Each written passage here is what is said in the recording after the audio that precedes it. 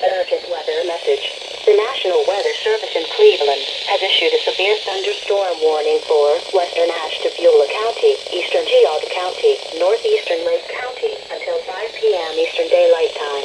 At 4:08 p.m. Eastern Daylight Time, National Weather Service Doppler radar indicated a severe thunderstorm capable of producing quarter-size hail and damaging winds in excess of 60 miles per hour. This storm was located 8 miles north of Burton and moving south at 10 miles per hour. Another severe thunderstorm was located 6 miles southwest of Geneva, moving northeast at around 15 miles per hour. Hail up to the size of $50 may be possible with this storm. Locations impacted include Burton, Orwell, Middlefield. This is a dangerous storm.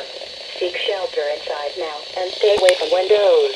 Please report hail and strong winds to the National Weather Service by calling toll-free 877-633-6772 when you can do so safely. Repeating, a severe thunderstorm warning has been issued until 5 p.m. Eastern Daylight Time for the following counties in Ohio: Ashtabula, Geauga, and Lake.